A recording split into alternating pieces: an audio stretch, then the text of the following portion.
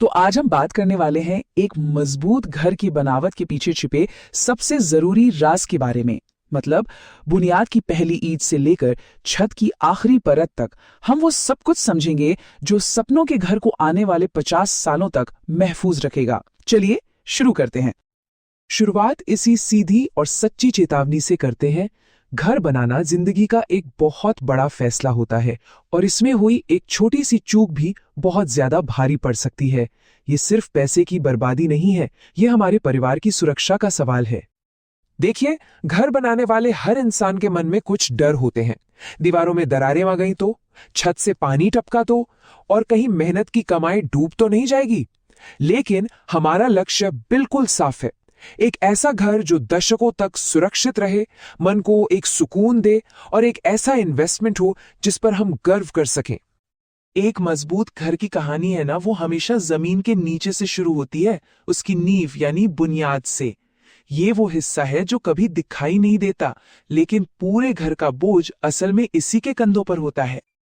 तो ये बुनियाद आखिर है क्या चीज? आसान भाषा में समझिए, ये घर का वो मजबूत आधार है जो छत, बीम और पिलर से आने वाले हजारों किलो वजन को लेकर सुरक्षित तरीके से जमीन में बांध देता है। अगर बुनियाद ही कमजोर हो तो समझिए पूरा का पूरा ढांचा ही खतरे में है। और यहीं पर होती हैं कुछ आम गलतियां। खासकर ग्रामीण इलाकों में ये बहुत देखने को मिलती हैं। लोग कम गहरी खुदाई करते हैं, मिट्टी की जांच नहीं करवाते, ढीली या भुरभुरी मिट्टी पर ही ढलाई कर देते हैं, या फिर पानी भरे गड्ढों में ही काम शुरू कर देते हैं। ये गलतियां घर की उम्र को शुरू होने से पहले ही कम कर देती हैं। तो सबसे जरूरी नियम क्या है? अगर जमीन सामान्य है तो बुनियाद की गहराई कम से कम 5 से 6 फीट तो होनी ही चाहिए। इस आंकड़े को गांठ बांध लीजिए।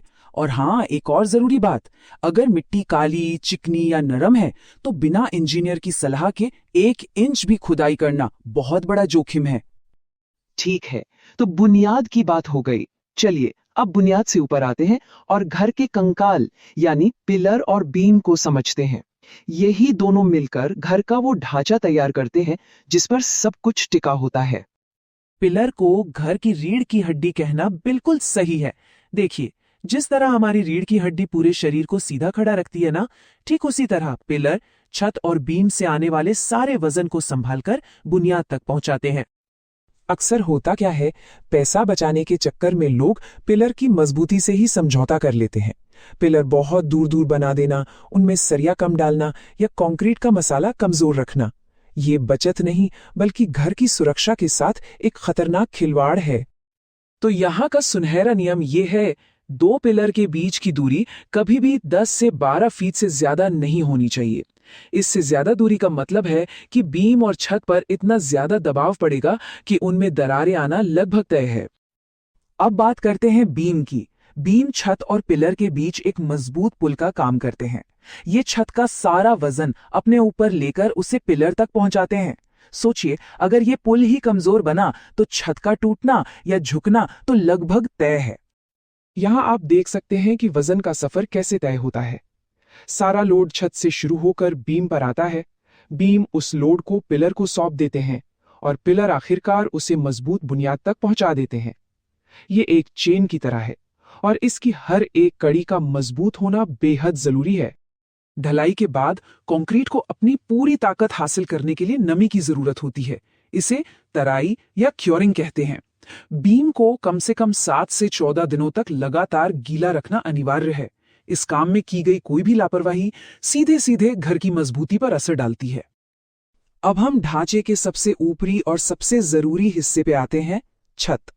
और यहीं पर एक बहुत आम लेकिन खतरनाक गलतफहमी है जिसे दूर करना बहुत ज्यादा जरूरी है। ये सलाह आपने जरूर सुनी होगी, अरे छत थोड़ी पतली डाल दो, पैसा बच जाएगा। लेकिन ये सलाह आपके घर के लिए जहर के बराबर है। पतली छत का सीधा मतलब है दरारें, पानी का रिसाव और एक हमेशा का डर। तो छत में होने वाली सबसे बड़ी गलतियां हैं उसकी मोटाई 4 इंच से भी कम रखना, बारिश के पानी की निकासी के लिए सही ढलान न देना और सबसे जरूरी, तराई की प्रक्रिया को गंभीरता से न लेना। तो यहाँ का सबसे महत्वपूर्ण आंकड़ा है 4.5 इंच। किसी भी हालत में घर की छत की मोटाई इससे कम नहीं होनी चाहिए। ये वो न्यूनतम पैमाना है जो आपके घर को सालों साल की मजबूती और सुरक्षा देता है। और छत की लंबी उम्र का जो असली राज है ना, वो है उसकी तराई। ढलाई के बाद छत को 21 से 28 दिनों तक लगातार नम रखना पड़ता है। ये मेहनत और सब्र ही आपकी छत को आने वाली कई पीढ़ियों तक मजबूत बनाए रखता है। अच्छा, तो घर का ढांचा तो खड़ा हो गया, लेकिन असली लड़ाई अभी खत्म नहीं हुई है। कुछ खतरे ऐसे हैं जो दीवारों और फर्श के पीछे छिपे होते हैं और बाद में बहुत बड़ी मुसीबत बनकर सामने आते हैं। ये 3 छिपे हुए दुश्मन हैं। पहला, बाथरूम से पानी का रिसाव, जो धीरे धीरे पूरे घर में सीलन फैला सकता है। दूसरा, बिजली की नंगी तारें, जो आग लगने का सबसे बड़ा कारण बनती हैं। और तीसरा, पानी या सेप्टिक टैंक का बुनियाद के बहुत पास होना, जो नींव को कमजोर कर सकता है। इन तीनों का एक ही समाधान है: सही वाटरप्रूफिंग, पाइप और जंक्शन बॉक्स का इस्तेमाल, और टैंक को घर से सुरक्षित दूरी पर रखना। तो हमने बुनियाद से लेकर छिपी हुई गलतियों तक सब कुछ समझ लिया है। अब इस सारी जानकारी को कुछ आखिरी सुनहरे नियमों में समेटते हैं, जो हमेशा याद रखने हैं। ये है आपकी फाइनल सेफ्टी चेकलिस्ट। बुनियाद की गहराई 5-6 फीट हो, पिलर के बीच की दूरी 10-12 फीट से ज्यादा ना हो, बीम और छत की तराई में कोई कोताही ना हो, बाथरूम की वाटरप्रूफिंग को अच्छी तरह जांचा जाए और बिजली की सारी वायरिंग पाइप और बॉक्स के साथ सुरक्षित हो।